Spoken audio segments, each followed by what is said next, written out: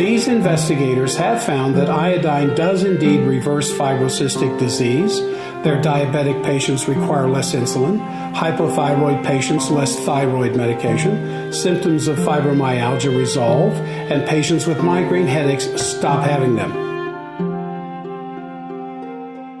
Hey everybody, it's Dr. Jack. And Mary. And welcome back to the Forbidden Doctor podcast. This is podcast episode 167, Iodine, the breast-saving mineral. Hey, we have not talked about iodine for a long time. No, we haven't. And as my book is going to be released soon, I've been doing more and more studying, and we have some exciting and possibly unknown life-saving information to give you about iodine. Yeah. And it's just about time we talk about it again. Well, it is, because I think it's been at least 2 years. And what we're going to talk about is the idea that iodine is one of the most important minerals that you need on a daily basis whenever possible. And as studies show, it is essential for preventing cancer of the breast and for helping to melt fibrocystic lumps in the breast. And we will get to the study later in this podcast. Yes, because that's a big thing to say, preventing cancer of the breast. Yes. But it is rampant now. I just had to revise my numbers again because breast cancer is still going up.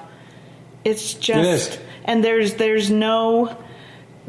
nothing out there in the general public except for this forbidden information we're going to give you today to help those numbers go down in any way possible. The medical treatment is barbaric no matter how you look at it. Yes, and it does. Now, we're not preventing breast lumps, and we're not treating breast lumps. We're talking about the effect that iodine has based on some studies supervised by medical doctors, and we will get to that. So, but before we get to that, for our regular listeners, the next 4 minutes is our financial stuff. So you can fast forward through it if you choose. But for our new listeners, please listen at least one time so you understand how we do things around here. Before we begin this informative and forbidden podcast, we want to take a few minutes to talk about why we do not have sponsors. Yeah, we've been approached many times to sell different products on our show. But we've always been compelled to resist these financially tempting offers, because many times they lead to an attempt for editorial control over what we say. Yeah, and what we're doing here is too important to be controlled by corporate interests. So we never allow this kind of advertising on our show. And so that said, we don't make money from these podcasts. All of our income comes from your interaction with us and what we have to offer, and from the sale of our Forbidden Doctor products and supplements from the oldest and original whole food supplement manufacturer in the United States, Standard Process. Yeah. But we're not paid by Standard Process. Indeed, they distance themselves from open internet promotion because of constant scrutiny from the FDA. Yeah, and as a result, they do not advertise or pay for advertising outside of a licensed healthcare professional's office. And the reason for this is really simple, because their products are very powerful and they actually work. Yeah. So they need to be careful about people making claims. Others have mentioned that while the knowledge we share can't be found anywhere else, it is often tied to Standard Process. Yeah, and that also includes our own ageless thyroid and long life energy enzymes products. Yes, and so you might ask, could not our own products be creating a conflict of interest? Mm-hmm. I mean, have we mistakenly created infomercials instead of free knowledge podcasts? No, we do this on purpose. Yes, because years of experience on the radio and in our clinics and almost 500,000 downloads of our podcasts have taught us a few things. And the most important is that the type of nutrient-dense foods that most of us need to get our bodies actually healing from years of malnutrition are not easily integrated into most of our lives. Yeah, the quest for excellence in nutrition has never been an easy task. Just face it, nobody wants to eat raw liver. But absolutely no one will sign up to eat raw liver daily for 6 months. So we feel therapeutic supplementation is sometimes very critical in the healing process. Yes, it is. So let us be clear.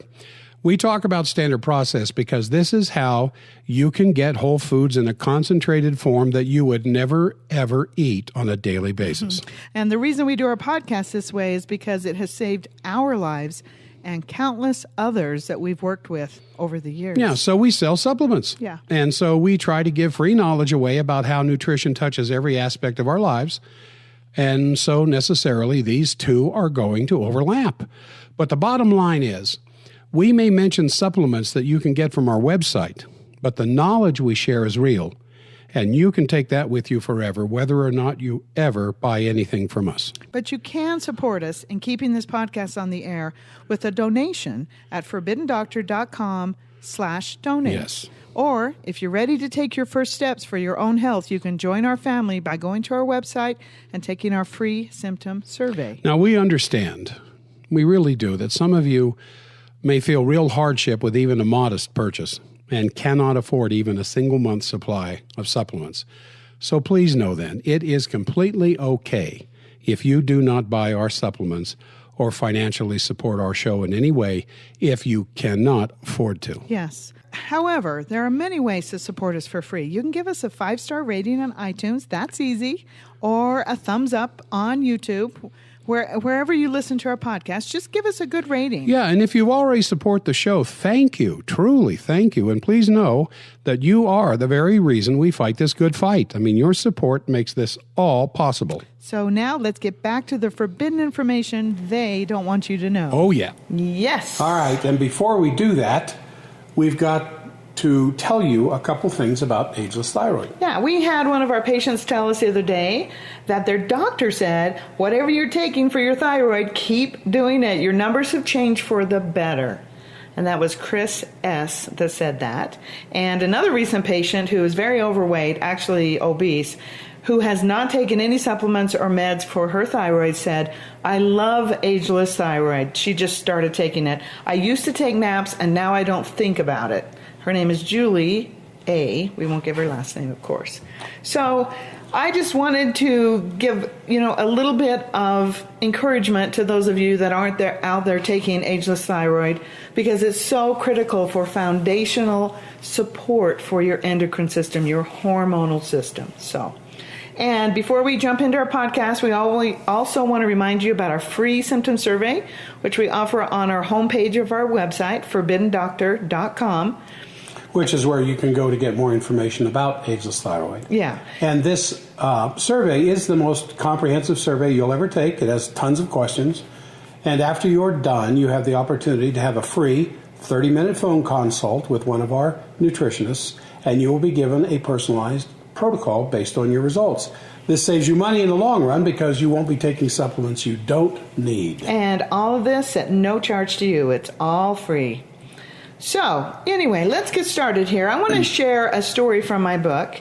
I'm going to kind of cut it down a little bit, but I'm just going to, I guess, read it. Just go ahead and read it. Yeah. It's just 3 paragraphs. It's not very long. No. When I was in my 20s, I started to have... Now, this is a patient, not you. Right, this isn't me. Yeah, this is a patient that you are using with permission. Yeah, my story's all over the book. I'm not going to get into that. But when I was in my 20s, I started to have extremely tender breasts. This would worsen when I would reach my monthly cycle. Such terrible pain that it would be excruciating to just wash under my arms. Hot, swollen, and worried, I went to my doctor. I was told that it was nothing to worry about, that some females just have this issue due to hormones. I had fibrocystic breasts, they said. They were not worried, so I went on with my life, miserable 2 weeks out of every month as they inflamed and throbbed on. In January 2016, I found my first large breast lump. It was the size of a large grape. It was not in the usual spot of pain and inflammation I had had years before, and it was not painful. Ooh, that's not good. Fortunately, with the guidance of my family doctor and Dr. Jack and Mary Stockwell, I continued on with the supplement protocol and the GAPS supplement protocol and the GAPS diet. I also took ageless thyroid, long life energy enzymes, extra prolamine iodine, and coffee enemas. By August, now this was January when she found her lump, by August 2016, my breast lump was gone. However, I did have a terrible lung excretion that lasted for at least 2 months. I know this was my body's way of eliminating the contents of that lump through my lymphatic system in my lungs. And I had the same thing happen too. I think it was about 3 months. It was about 4 months. Yeah. 4 months. Yeah, I was way worse off than she. To this day, in 2019, I have no breast lumps, no pain, no swelling, throbbing breasts. I owe it to the GAPS lifestyle, forbidden doctor supplements, ageless thyroid, and Lee enzymes, and the guidance of Dr. Stockwell and Mary Stockwell. I know I would not be in the health I am today without them. Oh, that's a great story. Yeah, it was a confidential source used with permission. So I'm not going to use a name. So just some basic background here about iodine. You've all heard about it. If you are middle-aged or older, you probably had a little tincture of iodine around the house when you had a cut or a bruise or some open sore, and your mother would have to hold you down while she put it on because it would sting really badly. And you know, doctors use this, but they just use it in a narrow that's right. way, narrow perspective. Yeah, they just use it as an antiseptic because it will, it disinfects drinking water. If you've ever been on a scout camp or any kind of camping and they pull out the iodine tablet and throw it into a gallon of water to purify it, it will purify it, but you will swear off water the rest of your life as soon as you taste it. But it's used in surgical wound infections, and obviously the thyroid gland needs it to make thyroid hormones. And from the medical point of view, that's pretty much it. Surgeons will scrub with it, and then they have the nurse paint iodine on the patient in large areas around where the incision is going to be made. And the tincture of iodine still remains the best antiseptic for preventing wound infections after surgery. Yeah, and this is 2019, and they're still putting iodine on. Because it's the best thing they got, because it kills 90% of bacteria on the skin within 90 seconds. That skin is now very clean. They can go ahead and make the incision and do the operation. Now, iodine, for those of you who have a little chemistry background, you know that it's one of the elements that make up the human body, number 53. In the periodic chart, it is the largest element that is required for life inside of our bodies. It's really heavy. It's heavier than silver. Yeah, down there, 53. It's a very heavy element. Yeah. So back in 1911, 1811, a French chemist had discovered iodine while he was brewing soda to make saltpeter for gunpowder that Napoleon needed. Ooh. And then, of course, today, iodine is well known among nuclear weapons scientists because of the radioactive form, 131, is a major component of the radioactive fallout that they produce. And the isotope is produced by nuclear fission. Fission is what takes place in a nuclear power plant. Fusion is what takes place in the sun. And they're two exact opposite chemical processes, but they both produce tremendous energy. And it comes out of the nucleus of uranium-235 and plutonium-239. It's from splitting the nucleus, Yeah, right? That's what they do. They split it. It splits open in the radioactive breakdown of these of uranium-235 and plutonium-239. Two extremely dirty, dangerous. You know how we're always talking about how mercury is the most non-radioactive toxic thing on the planet. These are the most radioactive, toxic things. You can walk into a room unprotected with a very small amount of plutonium on the table. You'll be dead in less than 6 weeks. Really? Just walk in the room, turn around, and walk back out. Wow. You will be dead within 6 weeks. So it's extremely dangerous stuff. Wow, that's where the show 24 came.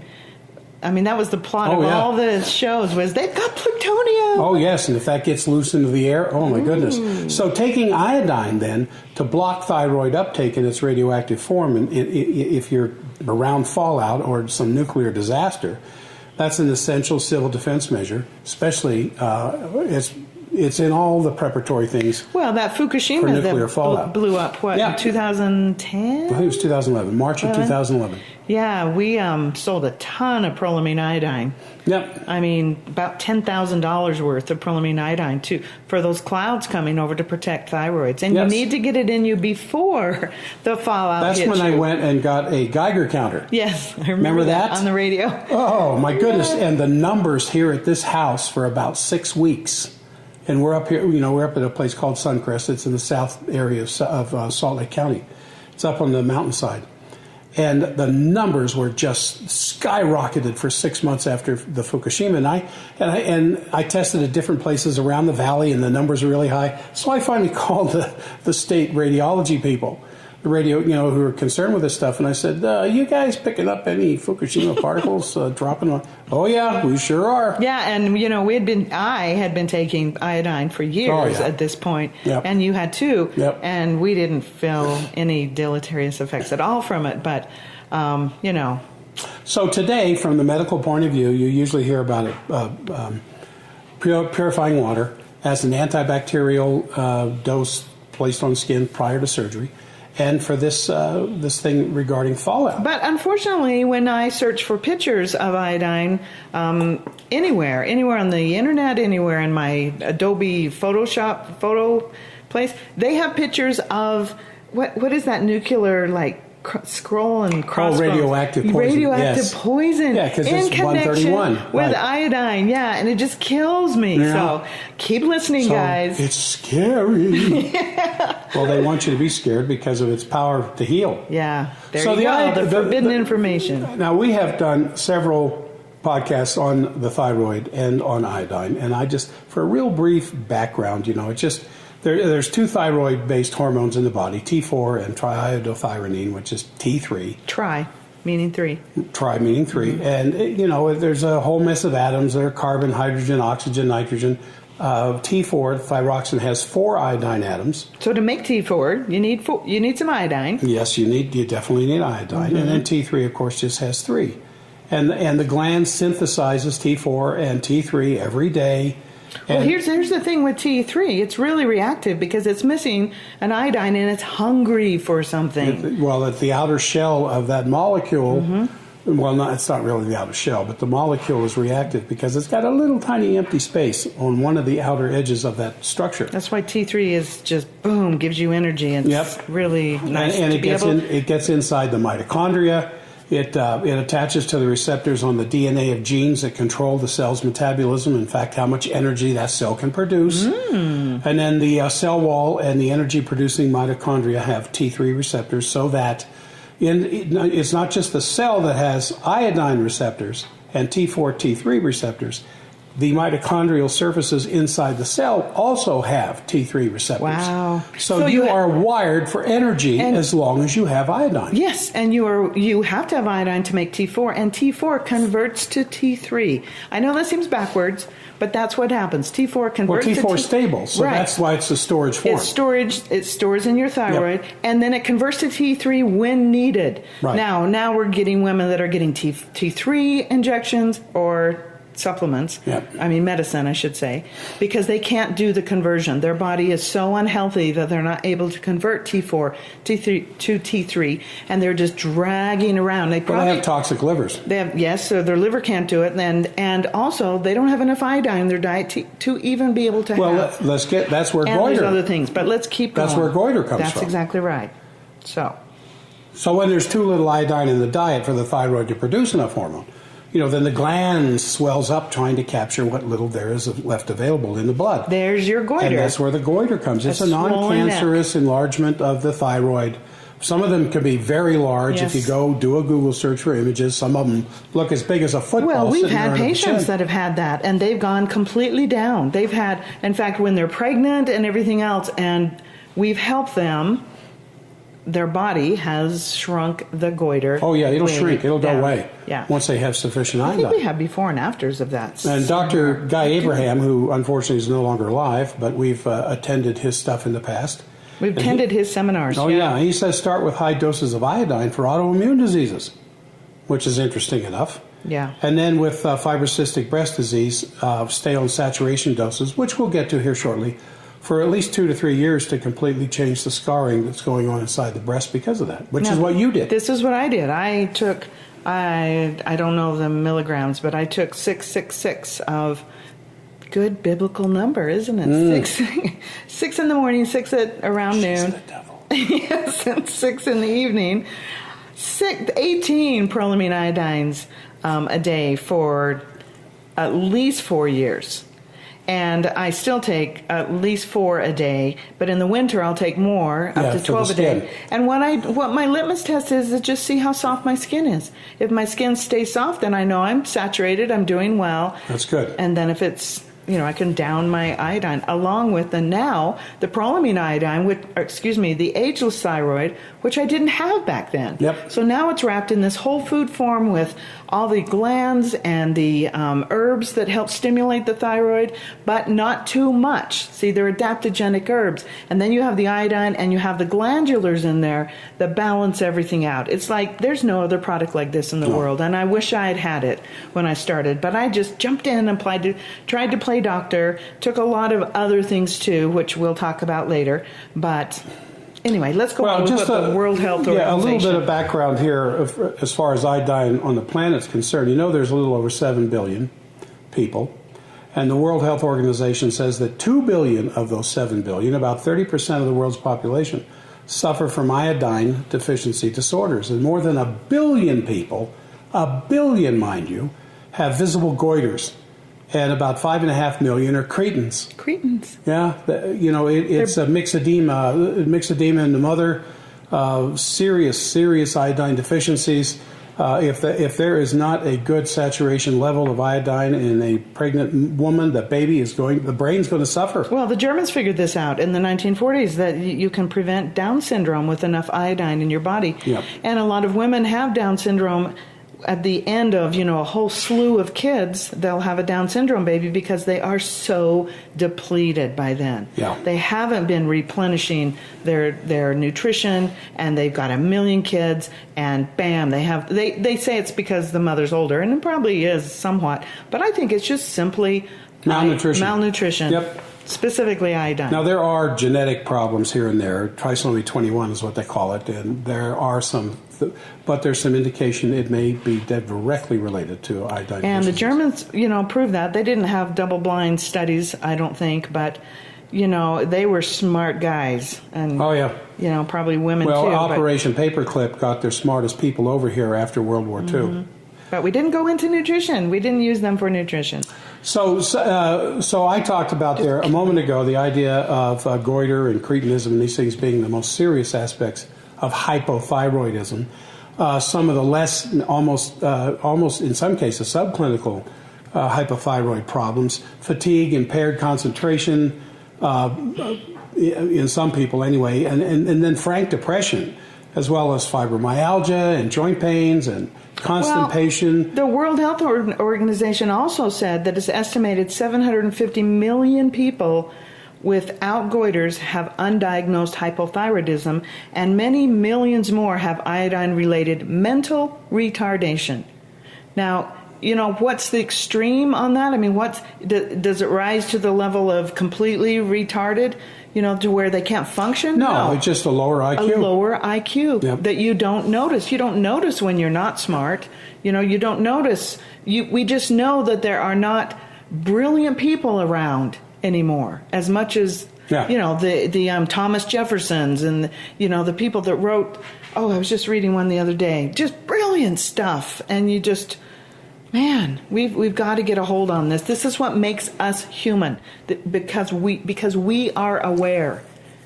And in fact, they say that when the Neanderthals were around, I was just reading this study because I've been studying so much, and when the Ice Age happened and those glaciers, after the Ice Age and the glaciers started melting, the humans started eating this mineral-rich drinking water. As they backed up, regressed, or whatever the word is.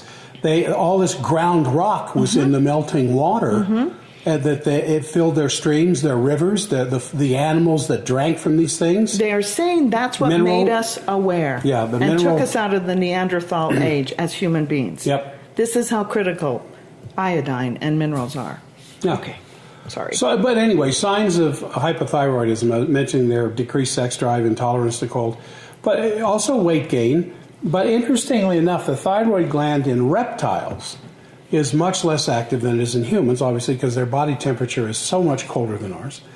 But a person who has an underactive thyroid gland can take on reptilian features. This is really good here. Yeah. The skin becomes dry and thick, and have you seen people with really thick face? Oh, absolutely. Very leathery skin. Very thick. And they blame it on the sun, and I tell them it's not the sun. It's not the sun. It's I ask a lack them, how of much iodine. fish do you eat? I don't like fish. Yeah. That's what I hear. That's right. Fish and good oils in their diet. Their skin becomes reptilian-like, dry and thick, and it's cold to the touch. Oh, how many people with hypothyroidism, cold hands, cold feet, your hair is dry and falls out, your reflexes are slow, and the body temperature drops below normal. And that's something you can check at home in the morning if you have a mercury. I would use a mercury-based thermometer. They still have them. And before you get out of bed, when you first wake up in the morning, you put that under your armpit and let it sit there. Or in your mouth, and don't breathe out of your mouth, under your tongue. Yep.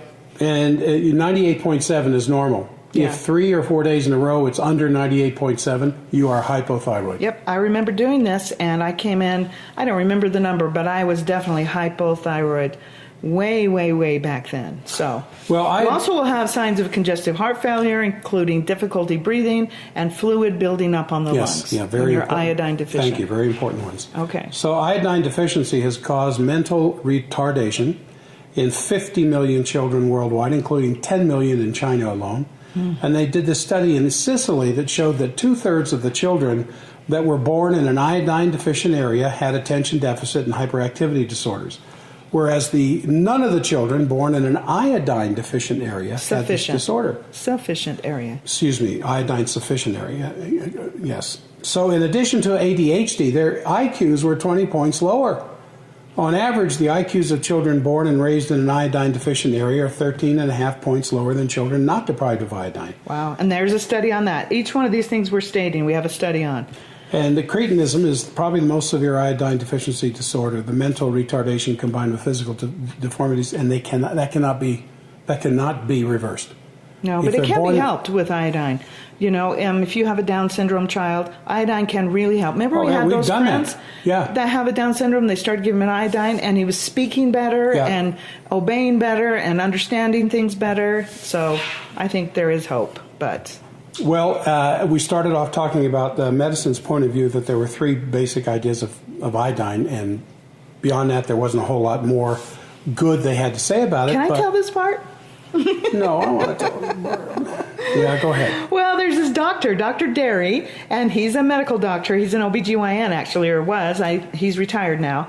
But I talk about him a lot in my clinic when I'm working with a patient in there. And he said he used iodine to, in his words, cure breast cancer all the time. Yep. All the time. And he says, I never could say anything about it because it's not the standard of care. But he says, I'm 85 now. I'm not working. I'm not practicing anymore. What can they do to me? What can they do to me now? And there's a little red book. I actually have it in my book, a picture of it, and he says iodine is what did it. Yep. I mean, it's brilliant, and his book's actually not that well written, and it's not cited really well. But the very fact that he took the time to write it and get it out, I'm so proud of him. He's one of my heroes. Now we have 3 podcasts directly on the thyroid gland. I think it's 27, 28, and 29, or 26, 27, 28. That go into the Japanese, and why the Japanese have such low levels of cancer. But I just wanted to review it really quick here, because seaweed is a very potent source of iodine, and the Japanese eat a lot of it. But probably more than 95% of the iodine they eat comes from seaweed. The brown algae kelp, the nori sheets, which is the red algae, and sushi, and the chlorella, which is the green algae. And the nutrition section of Japan's Bureau of Public Health did a study on Japanese food consumption. It was published 40 years ago or so, and they found that they eat 4.5 grams of seaweed a day. Now that's a hundredth of grams. There's 450 grams in a pound, so that's 1/100th of a pound. That's not very much, but they eat that's loaded with iodine, and then of course saltwater fish contains iodine, but you'd have to eat anywhere from 15 to 25 pounds of fish just to get 13 milligrams of iodine from that source. So according to the Japanese health people, the consumption of seaweed in 2001 was about 14 grams a day for the average coastal Japanese. We're not talking about the interior that's eating the American diet that's dying of breast cancer. Now. This study was done in 1964. Yeah, it was published in 1964. I was 3 years old. Didn't know about iodine down there in St. George, Utah.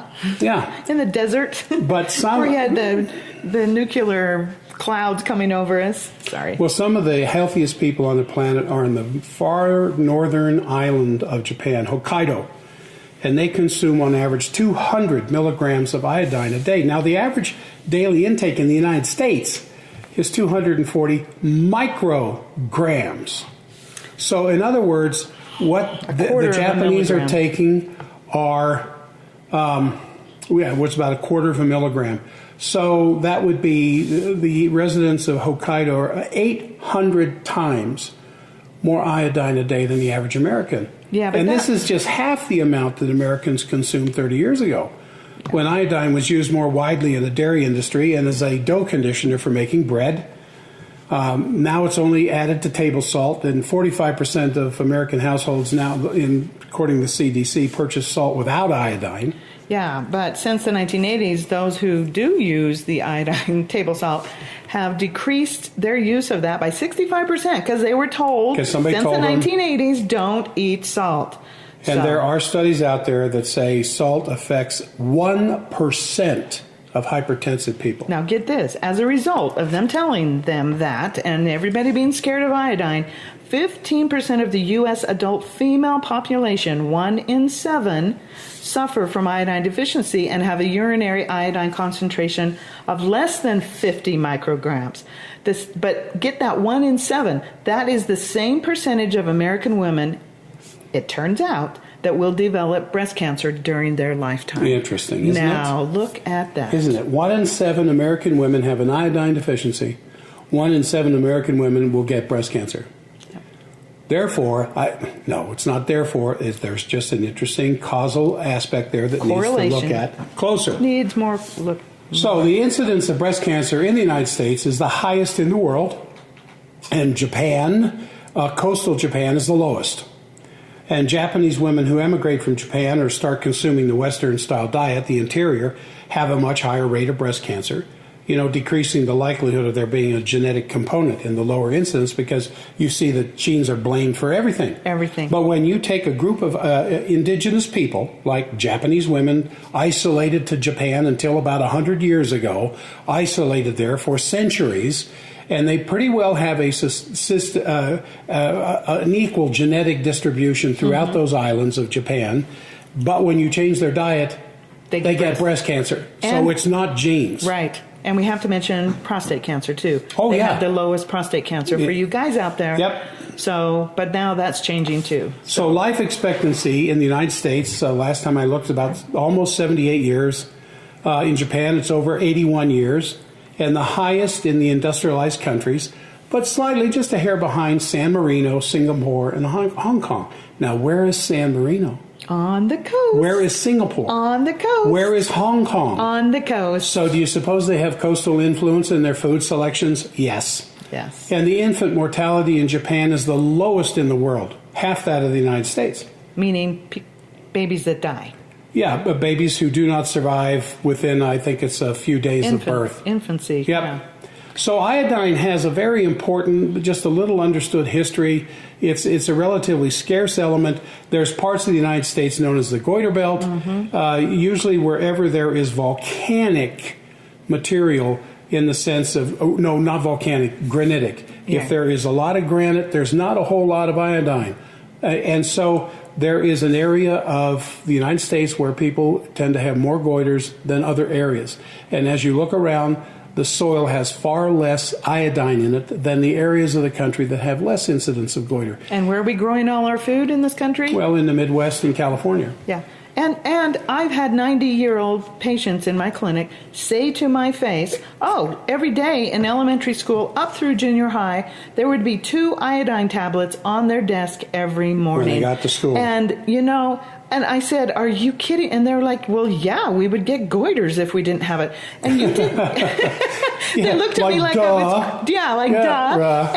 And if you did that today, if you put an iodine tablet on every desk, you'd be fired. You'd be fired, thrown in jail. Yeah. You'd be now the number one drug cause around of death of children to age 17? Cancer. There you go. Yeah, so iodine has a lot more responsibilities inside the body. It helps to flush out the toxic chemicals, fluoride, bromide, lead, aluminum, mercury, the biological toxins. It suppresses autoimmunity.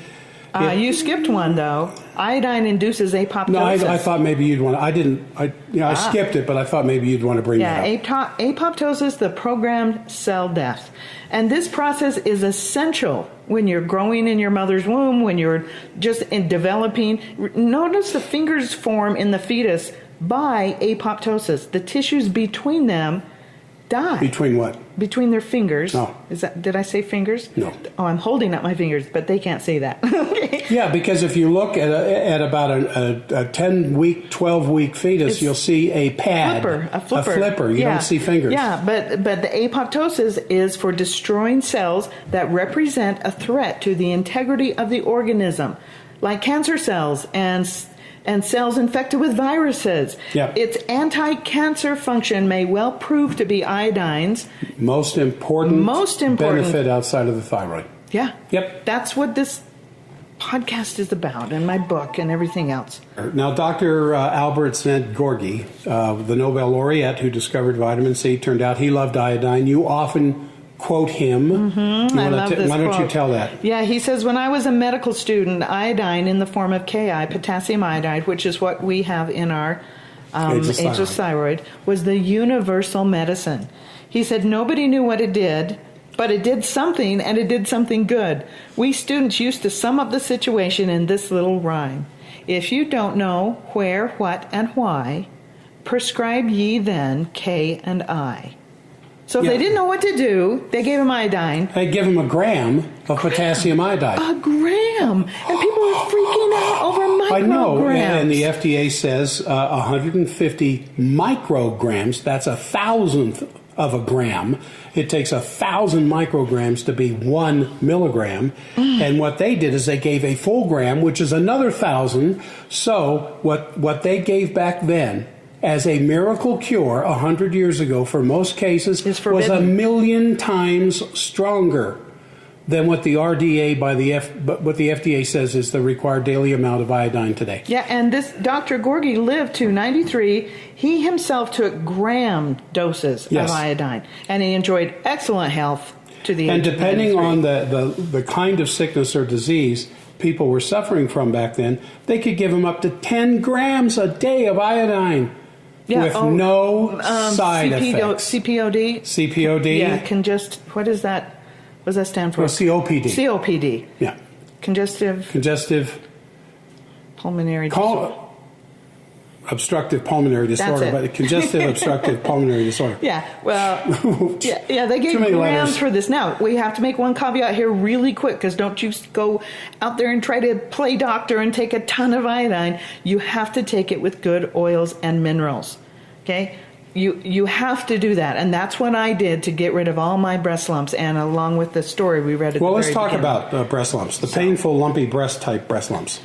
Yeah, the incidence of fibrocystic breast disease in American women was only 3% when it was studied in the 1920s. That's 100 years ago, just 3%. That's, 99 years ago. Today? However, 90% of women have fibrocystic breast disease, and so did I 20 years ago. And this disorder, fluid-filled cysts forms. They're accompanied by fibroses, and I'm trying to get these stats right. 6 million American women with this disorder have moderate to severe breast pain and tenderness, just like the story we read. And it's classified as lasting more when it lasts more than 6 days during the menstrual cycle. Yes. Then you have the fibrocystic breast disease, as I was told that I had, and they just told me to come back when it was cancer. They have no forbidden information like the type we are giving you right now. Yeah. Now you go ahead and read about the study. Most doctors will tell you to stay away from iodine because it's dangerous. Yes. That's the limit of their education. This is the forbidden I don't information. blame them for not having been taught this in med school. I blame them for remaining stupid about this very, very important element. Wow, you guys. And in animal studies, female rats that were fed an iodine-free diet, like people in the goiter belt, would develop fibrocystic changes in their breasts, the little rat breasts. And they found out that iodine in its diatomic form, I2, would cure it.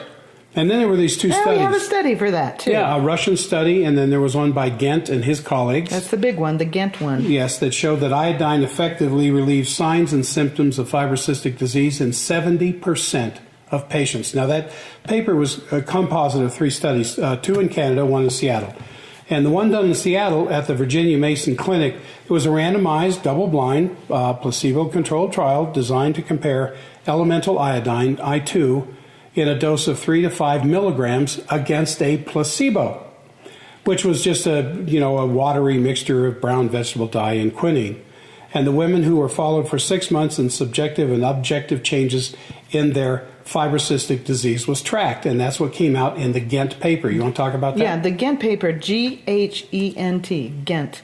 The Ghent paper results were reported without statistical significance. Now, they just gave the results. They didn't turn it over to a statistician at the time. At the time, who could come back and say, "Well, this is what it means." You could have, for example, you could have 10 people go out on your deck at night with a full moon, and you tell these 10 people, describe in 2 or 3 sentences what you are seeing. Some will say a bright light in the sky, some will say the moon, some will say it's white, some will say it's a little blue, but then that is the data at the end of the little study. Now, that has to go to a statistician to make sense out of it. So 2 years later, a company took that Seattle data, enlarged it from 56 to 92 women, and subjected it to a rigorous statistical analysis. So they submitted a special report on iodine's efficacy and safety to the FDA, seeking its approval to do a larger clinical trial. Now, hold on. Okay. This report documented the iodine did indeed have a highly statistically significant effect on fibrocystic disease, with a p-value of less than 0.001. Now, P. You got to get this, guys. You can Google p-value, the letter, a small p value, and it's going to talk to you about statistical significance. And you can read 6 or 7, maybe 10, like I have. And I sat on a research board. I had to sit on a research board before I ever understood what p really meant.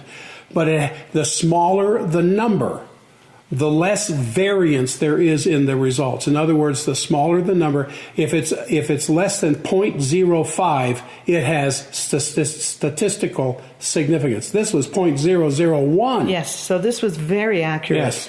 Iodine reduced breast tenderness, nodularity, fibrosis, turgidity? Turgidity is osmotic pressure. The cells, because of osmotic pressure differences, how they swell out and can actually burst.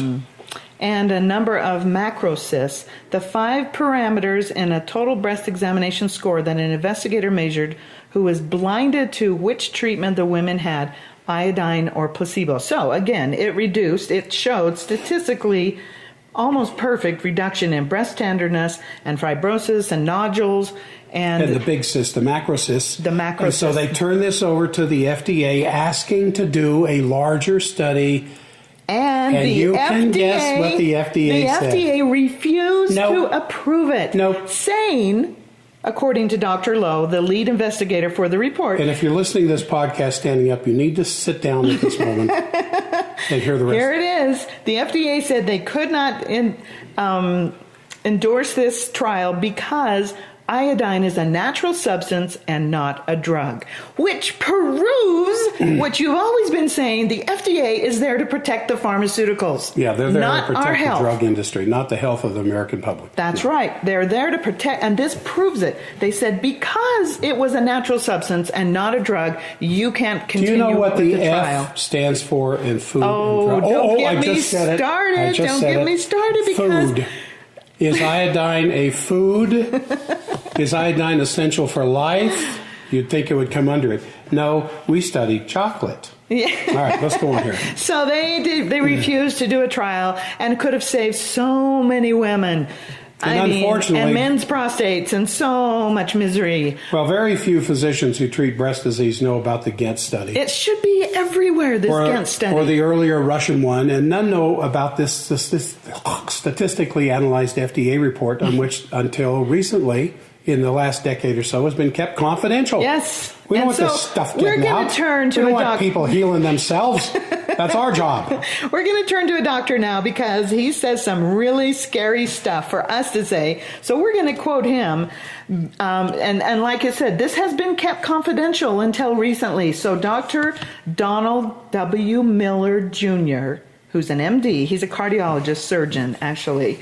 We'd like to turn to him, who gave a presentation on the 24th annual meeting of Doctors of Disaster Preparedness at Portland State University, August 6, 2006. And these are some excerpts from the slides of that lecture. And actually, Jack and I were actually at the seminar where Dr. Guy Abraham gave his presentation, and this Dr. Miller was there, also there as which well. we didn't know who he was at the time, and he But gave it was this. fascinating when he had. We this have stuff his to say. slides. We have the paper slides. Yes, we have it. It's so exciting. We just Yeah. found these. It's serendipitously. Isn't that great the way karma works? We found these slides yesterday. You know, that's like it's like you're sitting there in a history class and you open up a history book and there's the picture of the Allies marching into Berlin to save the people, and there's a picture of your grandfather right there at the very front of the crowd, and you didn't even know he was a part of this. Yes. See, so here we started going through these Actually, I have a studies. story like that, but I'm not going to tell Mary, it. we were present at this. We were there, and we Yes. had the paper. See, if you can hear me, see, it's right here. And Guy Abraham's papers and everybody else's, Dr. Fletchus and everybody. But we have Donald Miller's papers that he presented to us. Now, it wasn't this No, let exact me quote from this. presentation. Okay. Let me quote from this. Animal studies. Wait. Before. His lecture is entitled, Iodine Prevents Breast Cancer. Now, Oh, yeah. we can't say that. He said it. No, we're just quoting somebody We're else just who said it. quoting him. You don't like it, go after Dr. Miller. Yeah. Animal studies provide evidence that iodine does indeed prevent breast cancer, arguing for a causal association to the epidemiological finding that women who have a high intake of iodine are found to have a low incidence of breast cancer. Ta-da! Garcia Solis co-workers analyzed the effect of iodine on preventing breast cancer in rats. They were given a carcinogen, nitrous methylurea, and it gave them breast cancer. Then they gave them this study. No, they gave them this iodine. Molecular iodine. I2. And it showed obviously a significant reduction of the cancer incidence. 30%. And then continuing to quote, other evidence that adds biologic plausibility to the hypothesis that iodine in milligram amounts prevents breast cancer includes the finding that the ductal cells in the breast that become cancerous are the same ones that contain the iodine pump. Yeah, which is the symporter. That's how iodine gets in and out of the cell. Mm-hmm. And there's a sodium aspect. Just like the potassium-sodium pump that creates electrical energy in the body, there's a sodium-iodine symporter that gets iodine in the cell. Did you guys know that? Isn't that cool? And the very cells, the ductal cell, DCIS, ductal cell carcinoma, is the very cells that contain the iodine pump. When the iodine pump stops, oh, bad things happen. you get the DCI. That's what. Now he didn't say that, but that's the logical conclusion. Well, yeah. And he said people with goiters resulting from iodine deficiency have a 3 times greater incidence of breast cancer. So now I'm continuing to quote. That's important right there. Presented with this evidence of fibrocystic disease and not on breast cancer, it is reasonable to hypothesize that fibrocystic disease of the breast and breast cancer are, like goiter and cretinism, iodine deficiency disorders. Let me say that again. Breast cancer is an iodine deficiency disorder. But as of 2003, I get to say this part, after most of these studies were published, a leading textbook on breast disease from the Bland and Copelands, it is called The Breast, Comprehensive Management of Benign and Malignant Disorders, fails to mention iodine anywhere in its 1,766 pages. Now that is a crime. Is a crime. Yep. That is a crime.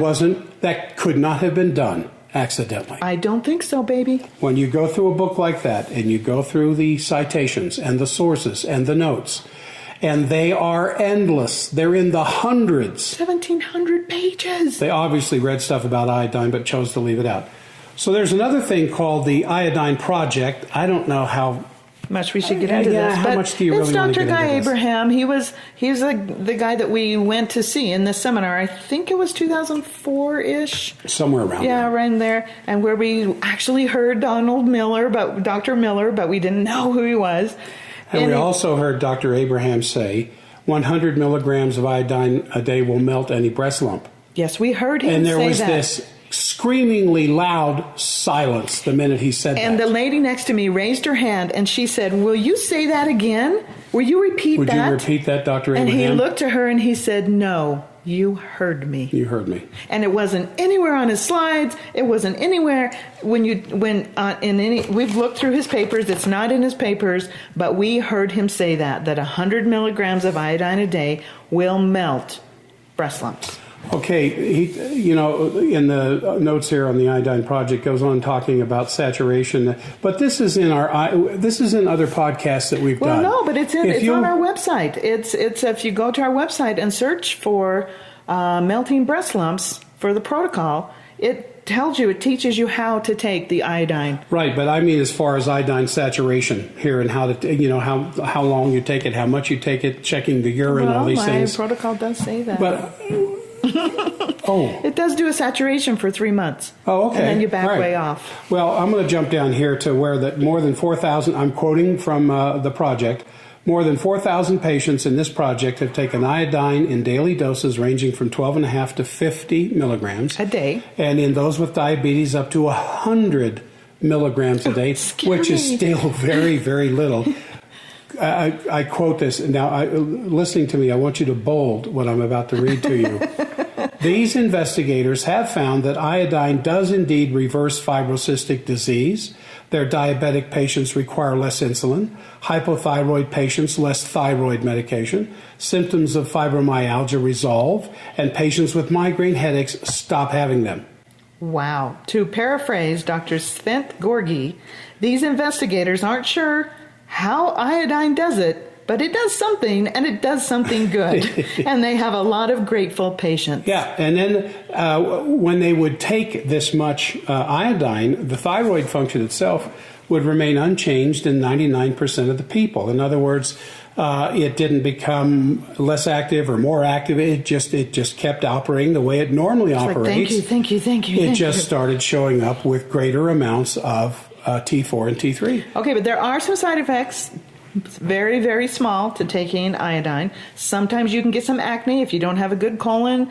The toxins can't get out. You're replacing the fluorine and the chlorine and the bromine in your thyroid it's knocking out the fluorine. It's chlorine. a much heavier substance. So it knocks it out and those are saturates. halogens, and it knocks the other halogens out of the body. It takes about 3 months to saturate your thyroid with iodine, and you can get some acne. We have a great little handout. It's going to be in my book, but what to do if you do get that, and you do the salt detox kind of thing.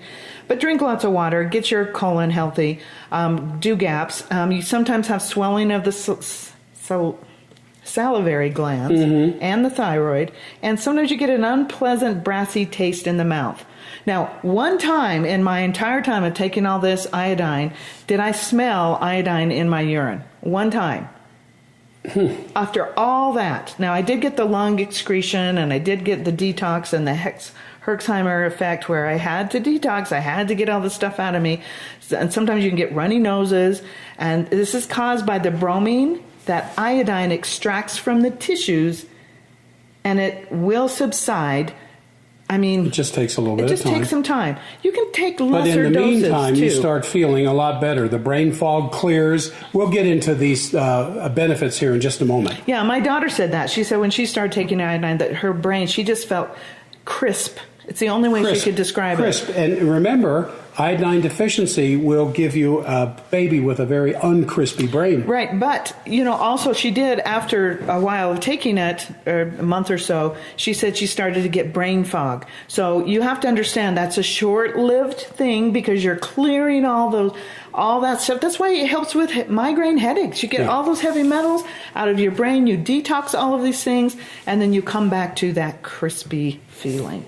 So now, one little caveat that I have in my book endlessly, that if you have a bad gut, they produce their own hormones that are faux hormones that will block receptors for thyroxine in your body. So your body is screaming for thyroxine, but it's blocked. So your own thyroxine that's your going through... Your TSH numbers go high at the same time you have high levels of T3. Your pituitary is going, hey, give me some iodine. It's not getting into my tissues. So your thyroid just pushes and pushes and pushes and gets out all this thyroxine that can't get in because it's being blocked. The receptors are being blocked by your bad gut, faux hormones that are produced.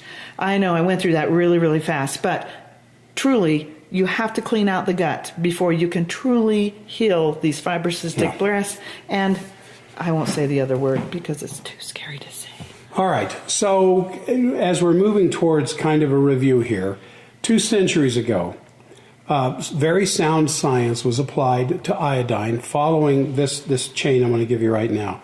What was known as the Coventry remedy for goiter that was so effective in treating this, published in 1779, it was just burnt sea sponge.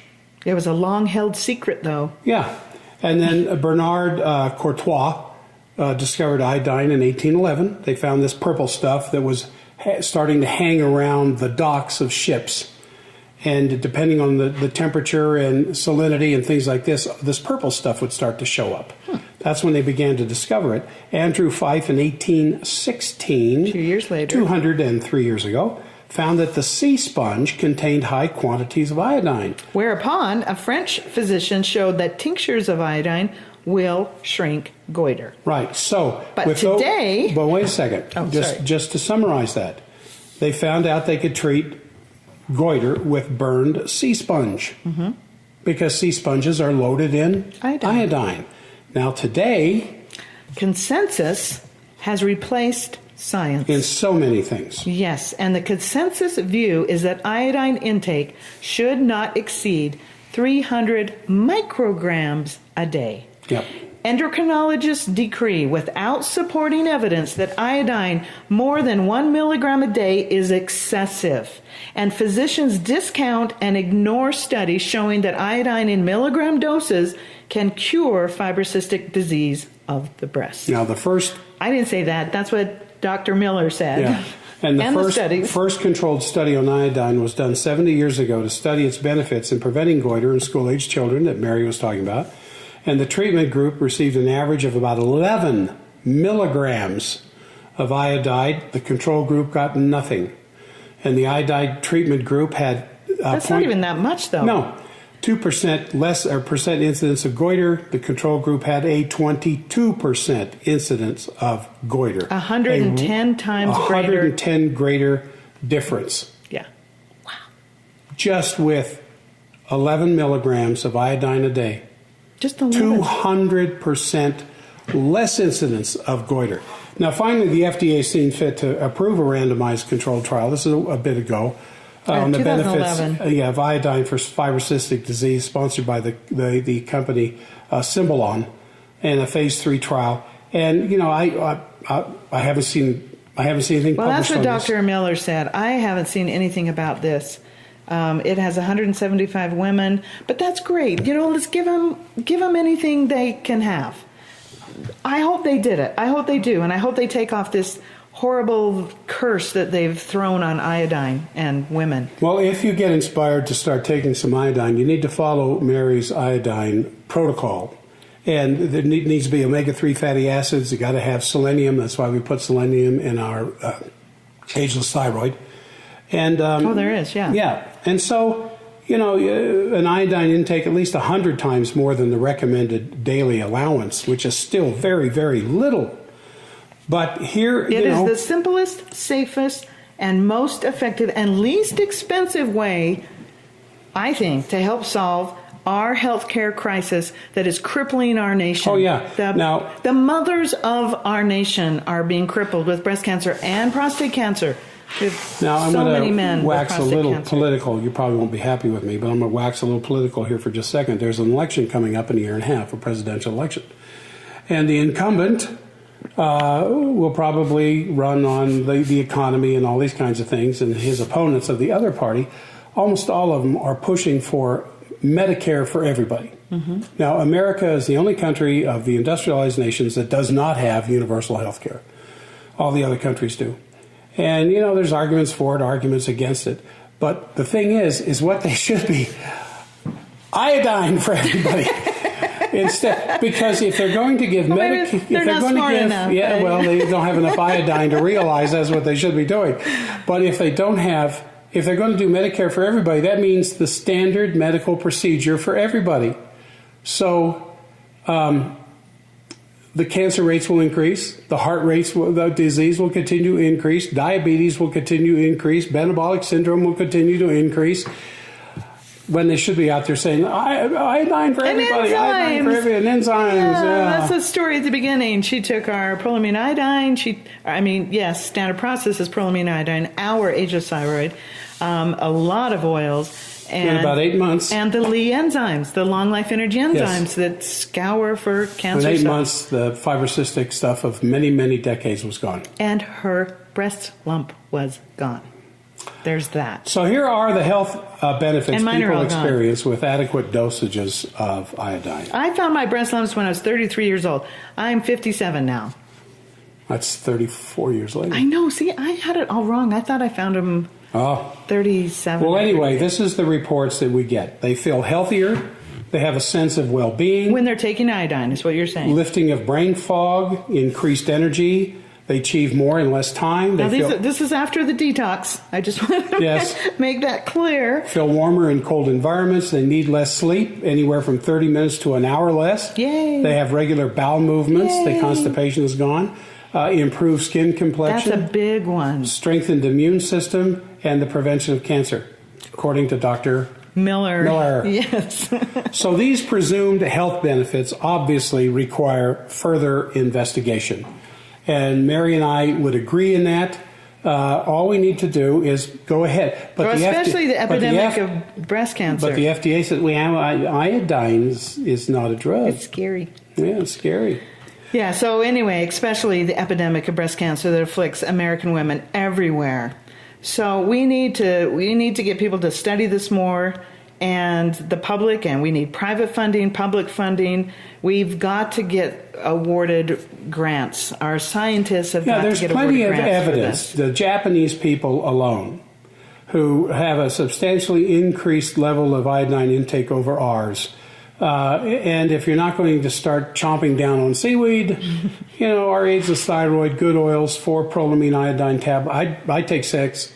Yeah, and then I would also throw in some trace minerals in that. But here's the thing. Here's the recap. You can go to our website and just type in melting breast lumps, and you will have a beautiful melting breast lumps protocol for you to take. And I would recommend it for 3 years. Now, but before doing that, as I state in my book over and over again, you need to do GAPS first. Yes. Because you need to be able to absorb and excrete your toxins. Be nice to yourself. Do GAPS. It's 2 months out of your life. Come on, guys. Go listen to our podcast on the simple way to do GAPS. But do that for a couple months and then go get the melting breast lump protocol and do that for at least 2 to 3 years. It's not hard. I did it. But then I was scared to death. So that's why I did it. But iodine is absolutely essential to cellular health. And just about the time iodine was removed from many of our food products, that's when we saw an explosive growth in heart disease and breast cancer, and also in infectious disease. Yes. Because the iodine is antiseptic, and all your blood goes through your thyroid every 17 seconds, so it cleanses the blood if you have enough iodine in there. So there was an explosion in infectious diseases when we took iodine out of our diets, an explosion in diabetes and mental retardation and Down syndrome. Yes. So could there be a causal relationship? Well, we need more research to prove it, one way or the other. So just go to our homepage, and in the search box up in the top left, or you can actually do it in any one, but go to the top left, type in melting or Mary's melting breast lumps. So, and keep in mind, many of you may be finding us for the first time. So our protocols on our website and what we're talking about are only available to logged in users. But you can create an account instantly by taking our free, no obligation symptom survey, which you want to do anyway, because you don't want to be spending money. You may not even need all the stuff that's in Mary's in the Melting Breast Lump Protocol. So do the symptom survey. That way you'll save money. It's free completely to do the survey and to talk to a nutritionist. But a review of your results of the survey tells us where you're weak, where you're strong, and we can make recommendations from that. Or go to agelessthyroid.com, that's our other website, and read about the product and read about how it can help contribute to melt your breast lumps, and most importantly, support your hormonal system. Loop that HPAT axis back together. That's what it does. So start slowly, work up to about 4 twice a day of ageless thyroid for a year, then drop down to 2 a day for at least 2 more years. And then, there's other supplements. Again, I would just recommend you going to our symptom survey. And yeah, that takes away the guesswork. Yeah, now we do have to say one little thing here. Prolamine iodine, which I depended on greatly to melt my breast lumps, standard process has really, what's the word? Decreased the potency. Yes. So unfortunately, you have to 3 times what the recommendation on our protocol says. You have to take about 3 times the prolamine iodine than you did before.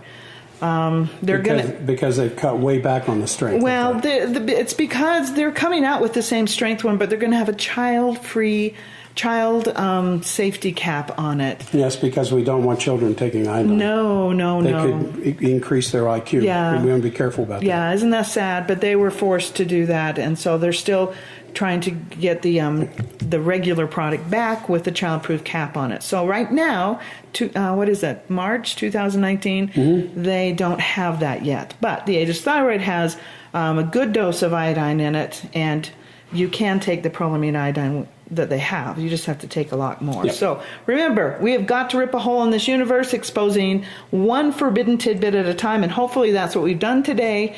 If you like what we're doing at Forbidden Doctor, there are many ways to support us. You can give us a 5-star rating on iTunes or a thumbs up on YouTube, wherever you listen to our podcast. But please join our conversation for each and every podcast by leaving a comment on our website underneath the podcast. Yeah, and you can also support the show directly with a donation at forbiddendoctor.com/donate, or you can join our family by going to our website and taking the free symptom survey. That's also on the homepage.